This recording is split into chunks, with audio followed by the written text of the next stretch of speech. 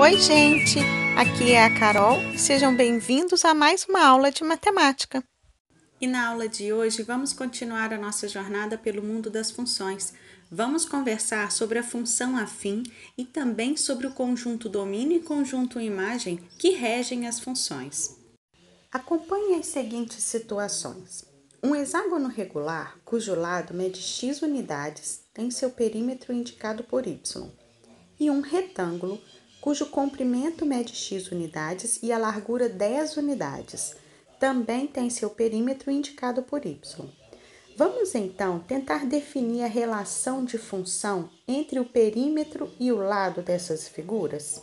Sabemos que perímetro é a soma dos lados de uma figura.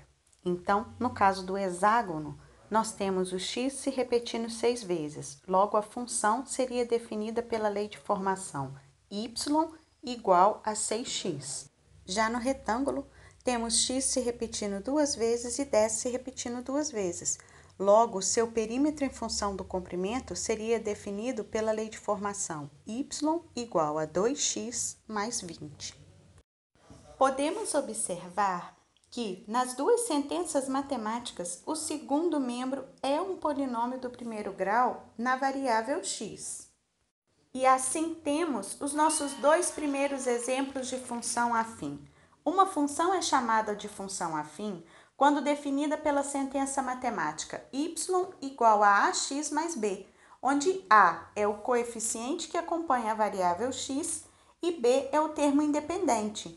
Lembre-se sempre que a deve ser diferente de zero. Por esta definição, todos os exemplos que estão aparecendo aí para você são exemplos de função afim. Mas observe que há uma diferença entre a função formada pelo hexágono e a função formada pelo retângulo. É que na função formada pelo hexágono, o seu termo independente b vale zero. E sempre que isso ocorrer, a função afim recebe um nome especial. Ela passa a se chamar função linear. Vamos agora entender um pouquinho sobre domínio e imagem. O conjunto de valores que a variável x pode assumir chama-se domínio da função e é indicado pela letra D maiúscula. Já o valor que cada variável y corresponde a um determinado valor de x é chamado de imagem do número x.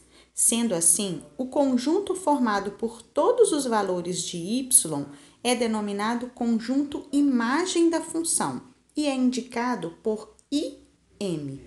Basicamente, o domínio é formado pelos valores de x e a imagem pelos valores de y, ou f de x. Vamos a um exemplo para que você entenda melhor.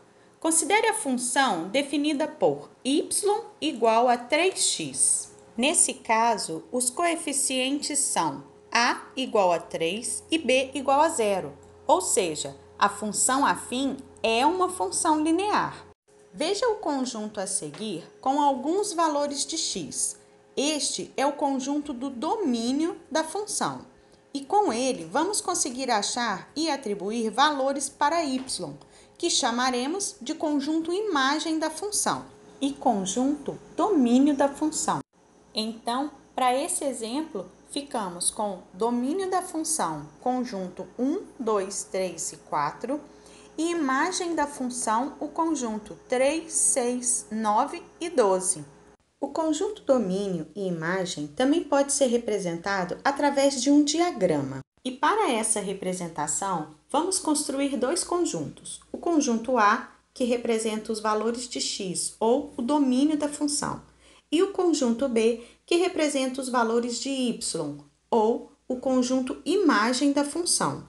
Cada elemento de x está associado a um e somente um elemento do conjunto de y.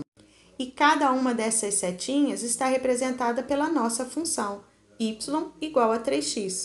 E assim, montamos o diagrama da nossa função, estabelecendo a relação entre o conjunto do domínio e imagem. Então é isso. Na aula de hoje conversamos sobre a função afim, função linear, conjunto do domínio, conjunto da imagem e diagrama. Eu espero que você tenha gostado, tenha aprendido, se cuide e fique bem!